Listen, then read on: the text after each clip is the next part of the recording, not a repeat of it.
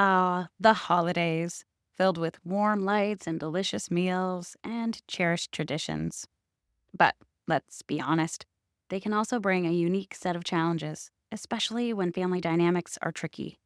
So, whether it's differing opinions, lingering conflicts, or just the stress of gathering everyone in one place, managing these moments takes finesse, maybe a little grace, and a bit of compassion.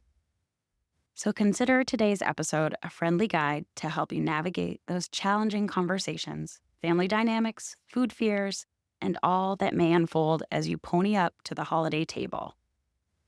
Let's make this season one to remember for the right reasons so that you don't feel like you're losing yourself in the shuffle. Gather around.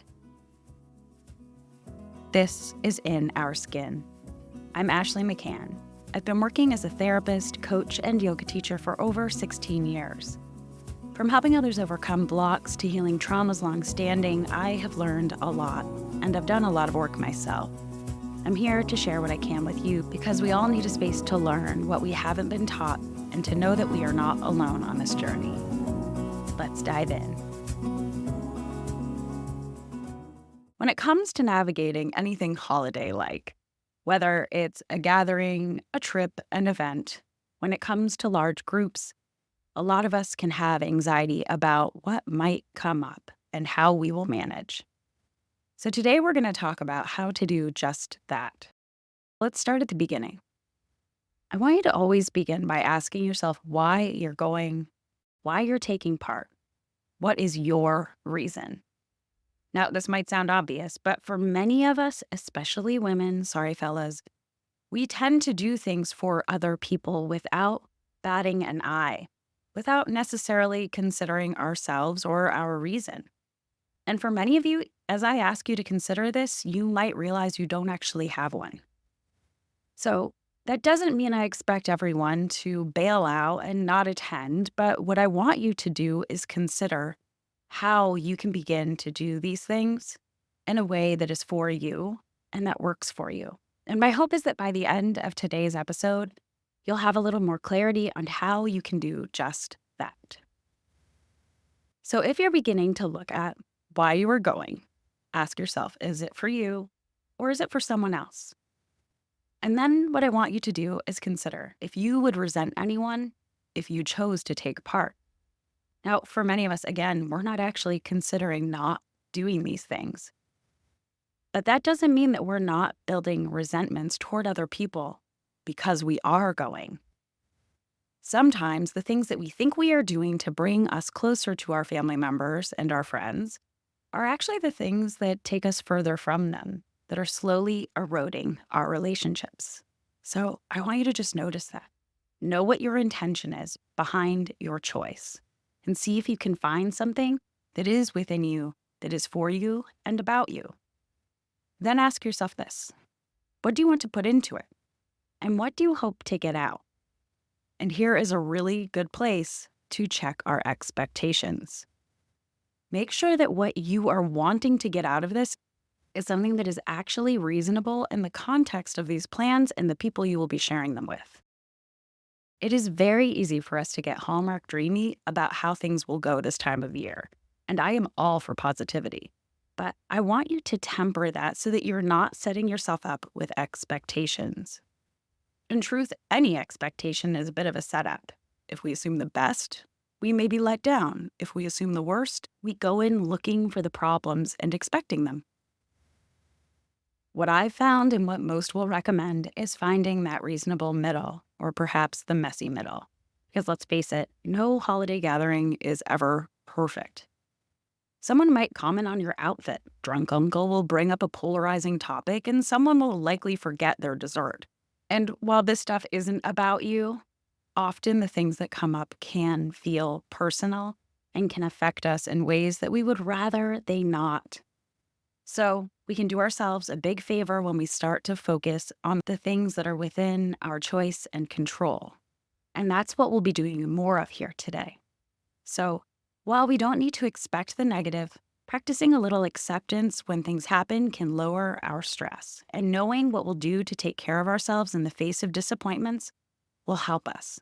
And there's more on that in a second.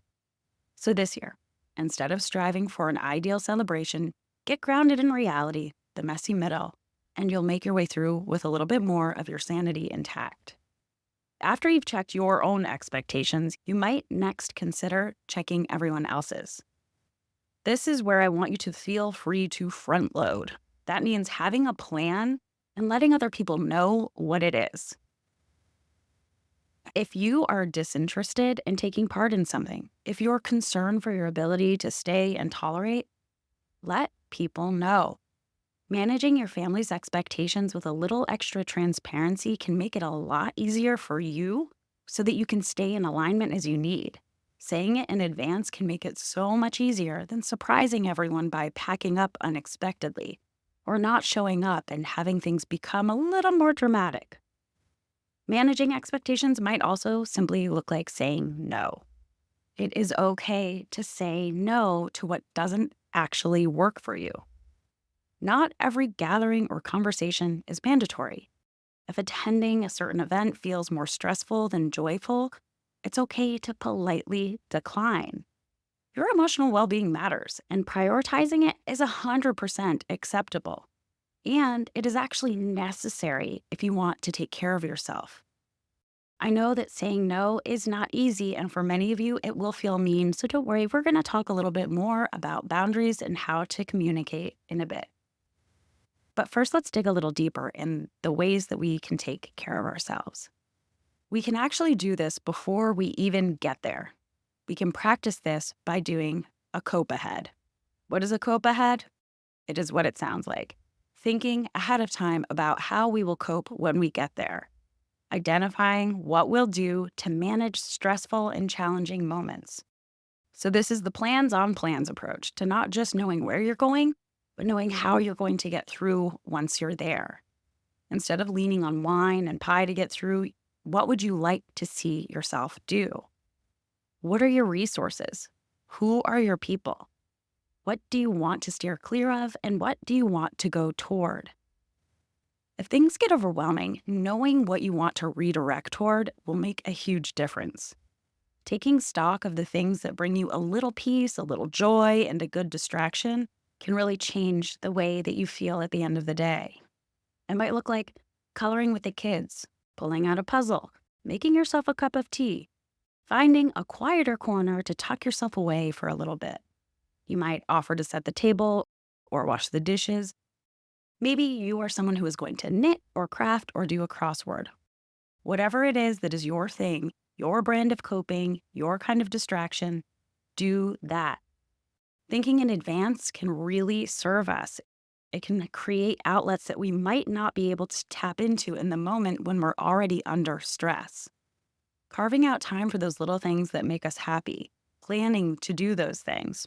Maybe it's a cup of cocoa, a magazine, a game that we want to pack so that we've got it when we need it. These are the kinds of things that can help us know going in that we'll be okay. And while we're there, we will already know exactly what we're going to do if the going gets tough. When in doubt, I always say get outside. Is it cold? Perfect, because that is a trick to grounding your nervous system. A few breaths of fresh air can go a really long way, and taking a walk can really double down on the benefits. And I want to acknowledge here that we are talking about all of this happening likely around food. So much food. And while I hope for that to be one of the more delightful parts for you, I know that for many it is one of the more anxiety-provoking. Those who are refraining from drinking will actually feel the same way. Holidays are tough when it comes to navigating these things. Triggers might be all over the place in family homes with family members, and if food was our way of managing in the past, we might feel compelled to use it again in the present. Planning ahead and preparing ourselves with all those other intentional strategies that we just talked about can make a big difference. The one thing I will say so plainly is do not plan to restrict. That is never a helpful strategy, and it will likely lead to overeating. Instead, make a plan for how you want to eat. Think about all of those foods that you love and that you're looking forward to, and then think about the foods that you want and need. Try to tap into your hunger and feel into fullness as a guide, And then again, use those resources before, during, and after your meals to know how you're going to cope, to redirect your attention, and to find the kinds of soothing and grounding that you want and need outside of food. Protecting your peace during the holiday is just as important as being present with others. And of course, other people can be our best resources. So consider, who's your safe person? Check in with them in advance to let them know how you're doing and what you might need. You can treat holiday gatherings like blind dates. Have a friend on the ready so that if you need an excuse to step away, a person to support you, or a reason to get out of there, you've got it set just a text away. Because it's okay to have an exit strategy. I know a lot of you will feel like you need permission around this one. You do not need to stay if it is not good for you. Have a plan for how you will leave if things are not going well. It's easy for us to support our friends in moments like these, to tell them to do what's best for them. But when it comes to our own lives, we can really easily fail to take our own advice. We will grit our teeth and we will bear what we would expect others not to. And you owe no one an apology or an explanation. While the high road might look like some boundary setting conversations, not everyone is ready, and not all people will feel safe to have those conversations with on the fly, especially during a family holiday event. So pace yourself. Take care of yourself first, and you can always come back to those bigger conversations later. This is where the next piece of holiday prep might come in handy. I love this because usually preparation looks like pre-baking a side dish, but this year I am hoping that you are prepping by making a solid plan, not just for your plate, but for your well-being. If you're someone who's already predicting difficult conversations coming up at the table, politics, anyone? If you're worried about people being nosy about your marital status, having kids, and all of those subjects that people love to weigh in on and expect you to report on that are totally none of their business, then you might appreciate having a way to ground that fear and feel more confident that you can manage. What I'll recommend that you do to get out of the spin cycle of negative predictions and anticipation is to just take it one step further. Decide how you'd like to reply now so that you feel less fear about what might happen later. While I could offer you many a sarcastic reply as suggestions, I'm going to instead try to help you take the high road here. Whether the questions are about your marital status, children, where you live, or your job, you might find it helpful to simply redirect. Here's an example. That's not my focus right now. What I'm concerned with these days is, and then talk about something that is actually really important to you, or that just simply feels comfortable for you to talk about. Tapping into our values can be big here. It can really help us feel grounded and confident in our responses. It can make it a little bit easier. So you might take a little while to consider what you really want to talk about, what you would enjoy sharing about, what you want to engage in. And those values and subjects can be ways that we redirect away, regardless of what the conversation is. So let's say that the conversation has turned toward food, your looks, weight loss, or the like. You could try a little something like this. You know what? I found that putting too much focus there creates a lot of unnecessary stress for me. I'm focusing on blank instead. So maybe if you're looking through the lens of your values, you're talking about your health, your mental health, taking care of yourself, practicing acceptance, spending less time worrying about what's in the mirror, on the scale, or on your plate. And instead, talking about the things that you want to be focusing on. If people are questioning your life and choices, if they don't understand and clearly it's bringing up something for them that they need to work on, it can be kind of challenging because you might find yourself feeling like you need to explain yourself. And I want to remind you that you do not. Here's an example of a reply. I'm just getting clearer and clearer on what is for me and what is not, who I am and what I need. And these changes are simply what I need. It's okay if it doesn't make sense. This is my thing. Tell me about you. Or again, tell them about yourself and what you do want to talk about. These are all just suggestions, of course. You can come up with your own. The idea is that acknowledging what you are fearfully thinking about, that practicing in advance can help you feel a little more in control if the moment does arise. Are you wanting to be assertive? Do you want to be humorous? Do you want to be direct? Or are you just trying not to be defensive? Choose your own approach and imagine yourself saying it. Notice how it feels as you imagine it. Does it feel possible or impossible? Does it feel just right? Tweak it until you can imagine it and it feels like you can actually execute this. Test drive with a friend or your trusty therapist. And then you might want to decide what you'll do next. So plan ahead. Use those resources we've been talking about. Take note of all the exits and where you find the oxygen. You might not need it, but it's always good to know where it is. While these redirection strategies might be just right with Aunt Sally, who you see once a year, with those who are closest to you, you might realize that firm boundaries are the best option. If you're imagining people crossing lines you've already delineated, reiterate what you need. It's the healthiest strategy. And knowing that if you have set a boundary and it isn't respected, allowing it and not honoring yourself will do harm. So remember your boundaries. They're like a holiday lifeline. Make sure that you know how you want to navigate maintaining them. And if you're out there feeling like you need to set some boundaries, just know that boundaries are so good. They're just communicating what you need. They let people know what topics are off the table for you in advance so that you can prevent some of the tough stuff from coming up. Then, if those things do come up, you can say, remember, we're steering clear this year. And you can do the redirection. We're here for fill in the blank instead and bring it back to what you want to focus on. So if you're still feeling a little anxious about the idea of setting boundaries, let me just give you a quick example because this can sound so scary for some of us. And we can really do this without sounding like an asshole, and we can do it in a way that actually connects us rather than separates us. I'm going to do this one in the way of communicating that I always teach my people. It's an acronym called Dear Man from dialectical behavior therapy, so feel free to look it up. And here's how a boundary around diet talk would sound through this lens. Hey, Mom, Dad, Jennifer, Aunt Sally, do you have a minute? I want to talk to you about our family dinner that's coming up. I'm really nervous about conversations about food turning to diets, as they so often do when we all get together. I really need these conversations to be tabled this year. I want to spend this time with you all because I love you so much, but I can't stick around if that is where the conversation goes. So with this approach, you get their attention, you open it up neutrally, you share what you're feeling, you assert what you need, and you reinforce why it's valuable for your relationship. Boom, you're done. It actually takes less than 2 minutes. And honestly, boundaries can be pretty aligned with what's at the heart of the holidays.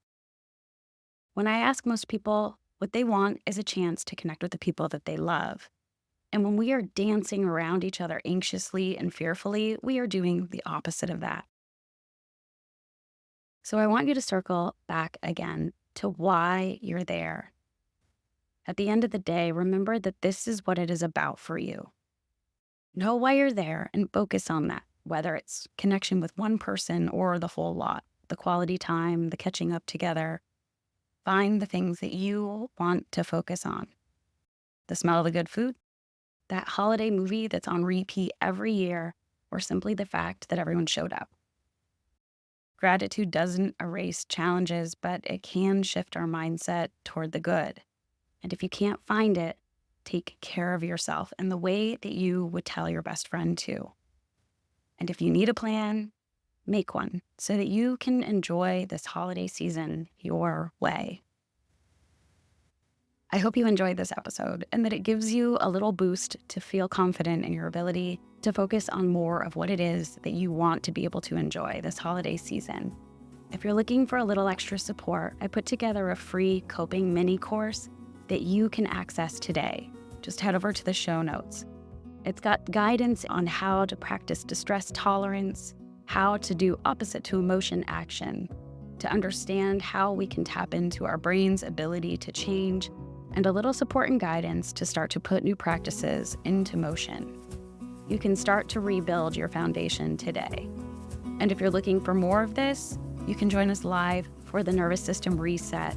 It's starting in December, and this week is the last week to get 40% off. So sign up soon so you don't miss the discount. It's going to be a lot of fun. We get together once a week. Everything's recorded, and you can access it on your own as you wish, or you can be there in real time. You're going to be guided through practices, and you're going to get all the information that you need to understand why we're doing what we're doing so that you can start to heal and change the way that you respond to stress. When you sign up, you'll get immediate access to your guidebook as well as your card deck for ease in finding ways to cope. I can't wait to begin, and I hope you join us.